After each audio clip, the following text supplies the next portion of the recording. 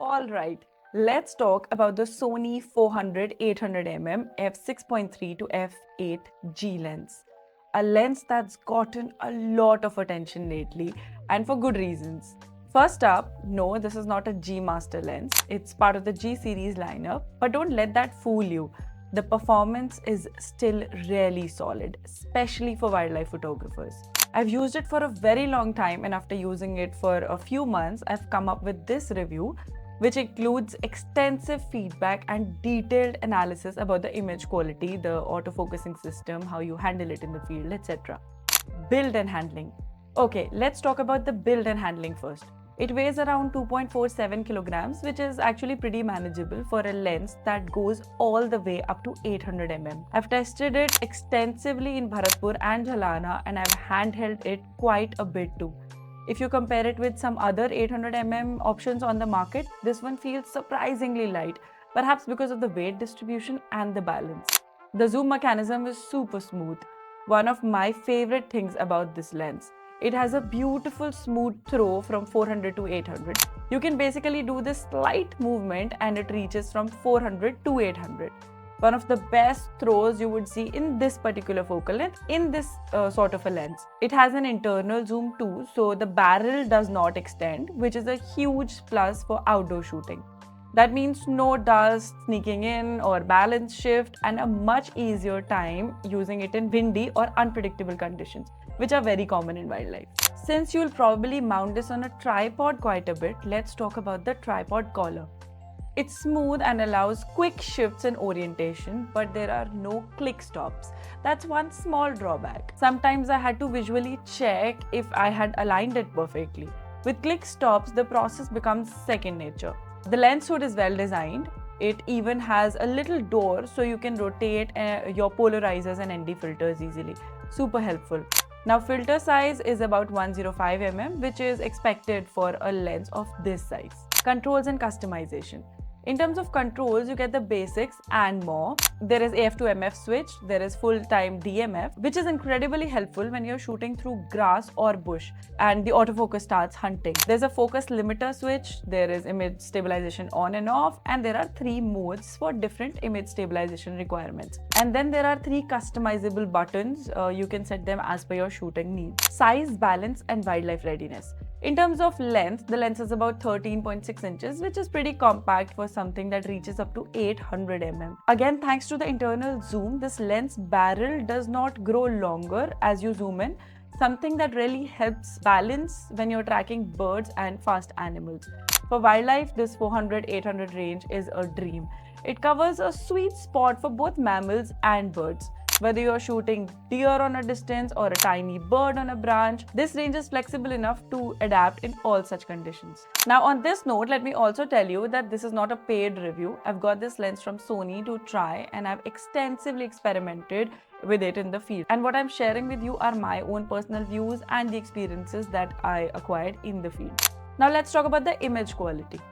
Now, this is a topic which everyone is curious about. Image quality. The sharpness. Sharpness is solid. It does not disappoint whether you're shooting birds or mammals. Even at 800mm, the details come through beautifully. The contrast is excellent too. It gives images a clean and punchy look, especially when you're working on portraits or tight close-ups. Check these portraits of the Saras cranes shot at 800mm. The details around the eyes, the neck, the vibrant colors, even the water droplets have come out very nice. Personally, I'm very happy with the image quality. Here is the red-headed pochard, which has come out pretty good. The colors, the details on the water, everything was on point. In fact, for bird photography, this lens is a treat. It reaches up to 800, which helps a lot to isolate the subject, and you get some beautiful background blur, even though the maximum aperture goes up to f8. In video work too, this creamy separation makes the subject pop. It's pretty good for some close-up videos, but we'll talk about it in a while. Now, of course, since it's a 6.3 to f8 lens, you'd start facing challenges in low light conditions, especially at 800mm where it hits f8. So ideally, pair it with a camera that handles high ISO really well. I was using it at 3200 multiple times and still got usable shots, but it depends on the situation. These peacock shots are at 800 in low light. The quality has come out fine. I mean, I'm happy, though this is with Alpha 1, which is remarkable at ISO handling. But then again, the lens has also done a pretty good job. One thing to remember is at 800mm, your shutter has to go up too. That's just basic physics.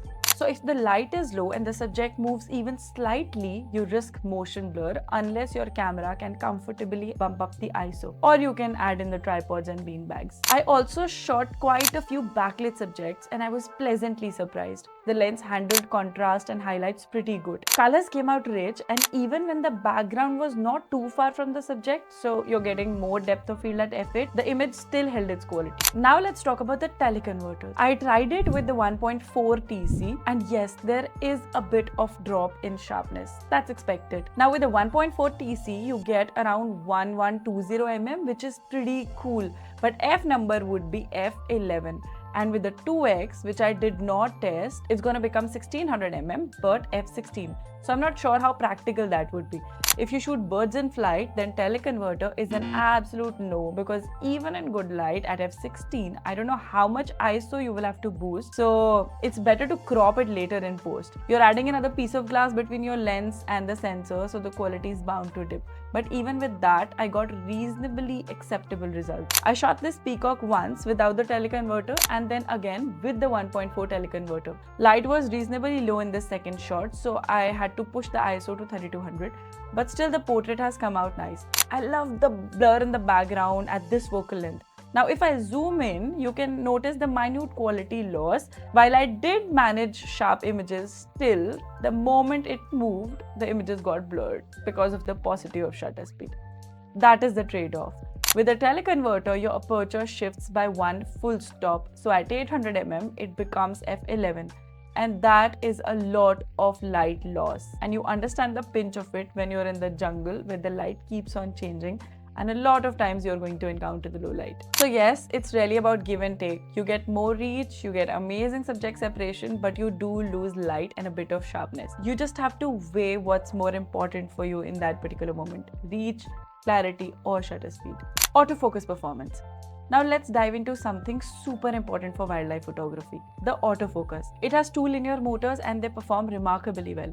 I paired the 400-800 with the Sony Alpha 1 and honestly, in good light, it was breezy. Whether it's birds or mammals, the eye autofocus, especially the animal and bird tracking, is very impressive. For example, while shooting mammals, there was a lot of bush cover. The focus was still trying to hold on the eye, and the moment the subject's face cleared up, it locked right back in. Yes, sometimes it shifted slightly to the horns, but it corrected itself super quickly. So overall, it's very smooth and reliable. Now again, on this note, I want to remind you that focusing is also the prerogative of the camera, and I've paired it with Alpha 1, which is one of the flagship bodies. So just a suggestion, whenever you use this lens, pair it with a camera which is good enough so that you can actually take advantage of its full focusing capability. On birds too, without the teleconverter, the AF tracked the eyes really well. In some shots where the eye was not properly visible, it did shift a bit to the beak or the body, but then it quickly caught the eye back. Even when the bird was moving around, the focus stayed locked in. It did not want to let go. I even tested it on birds in flight, and again, as long as the subject was in frame, it held on beautifully. Of course, once it flew out of the frame, it lost it, but then that's obviously expected. What really surprised me was low light performance. In this scene, ISO was already at 3200, right around the sunset. I was filming bar-headed geese and the painted stalks, and again, very little light. Even then, the focus was consistent. I moved, I shook the camera a little just to test it, and it still managed to lock the focus. Even in flight, in low light, the lens did well. It went from eye to foot tracking and again back to the subject. It's genuinely usable in twilight and early morning safari use, which is a big win for any kind of a wildlife lens. Now let's talk about focusing with the teleconverters. I tested with both with and without the TC. On the left, here is a peacock without the TC, and on right, it's with the TC. And again, the autofocus was very good even with the teleconverter on. Yes, there was this one moment where the bird started calling and the light was low and it started moving erratically. It did lose focus briefly, but then it came back quickly to the eyes even though the light was low, and f11 with the teleconverter. So overall, I would say no real complaints over here. For wildlife shooters, especially for fast moving or partially hidden subjects, this lens performs well under pressure. Good light, bad light, birds or mammals, it holds the focus properly. Now let's be honest. If you're investing in a lens like a 400-800 which tops down to f8, don't obsess over getting that buttery smooth bokeh. I know background blur is a very important thing for a lot of wildlife photographers, but in this category, you are not buying this lens for the bokeh. If you're expecting the kind of background melt that comes with f2.8 or an f4 prime, well, those lenses cost multiple lakhs more and they weigh a ton, so keep that in mind. This lens is all about versatility. It gives you that rare 800mm reach natively in a Sony ecosystem, which honestly no other Sony lens offers without teleconverters or cropping. For birding, that reach is pure gold.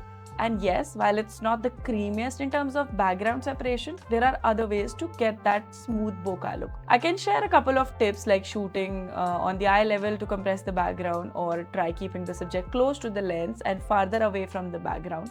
You can consider going as low as possible, especially if the bird or animal is on the ground. You can consider choosing cleaner backgrounds wherever possible. And remember, the amount of background blur also depends on your composition and the scene.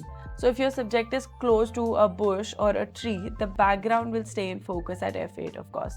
That's not exactly the lens's fault as such, it's simple physics. So don't get stuck on the bokeh, focus on how flexible and practical this lens is. For somebody who wants range, reach and reliability, this lens delivers. Now, since we have talked a lot about the stills, let's talk a bit about the video aspect too. Personally, I liked it a lot for videos. The quality is great, the colors came out amazing, the sharpness was on point. But what I loved the most was the versatility of going from 400 to 800. Again, if you want a close portrait, let's say videos for some nice Instagram reels, you can consider shooting up close on 800. And at the same time, on 400, you can cover the habitat around the subject too. And in wildlife, where everything is in motion and something or the other is going around everywhere in the forest, you don't know what to expect of the animal. Now, this versatility comes really handy in that situation. Now is the ultimate question. Which lens should you buy? The Sony 200-600 or the new 400-800? And that's the question every wildlife photographer is thinking about, which is totally valid. Let's get the basics out of the way first. The 200-600 has an aperture range of 5.6 to 6.3 and the new 400-800 goes from 6.3 to f8. So yes, you do lose a bit of light on the longer end with the 400-800. But don't overthink it. The 400-800 starts at 6.3 and remains around 6.3 till around almost 600. Not exactly 600, but almost. And then later on, it shifts to f8. So this is pretty much covered. Now, since this point is out of the way, let's talk about the price point. The f200-600 is around 1,80,000 and the 400-800 is roughly around 2,70,000. So yes, there is a considerable difference. The question here is, should you pay extra just for that 200mm reach? Honestly, in my opinion, 200mm matters a lot in wildlife. In the jungle, you never know if your subject is going to be 10 feet away or 50 feet away. So having native reach till 800 without the teleconverter gives you a serious edge, especially for birding. Also, the 400-800 is a newer piece of glass. The 200-600 is slightly older and you don't know when Sony might update it. So if you're buying it today, the 400-800 makes a bit more sense because it's newer and better optimized for recent cameras. But, and this one is important, if you already own a 200-600, it probably does not make any sense to switch. You can just add a 1.4 TC to get that extra reach and still get a decent image quality. But if you're starting off fresh and wondering which one to get, I'd honestly say 400-800 makes a lot more sense. It's got the birding range, it's sharp, it's compact, it's better tuned for new camera bodies, the focal length is perfect for most of the wildlife scenarios, from mammals to birds. So that was my take. Now let me know which one you would like to go for in the comment section below. I will see you in the next video.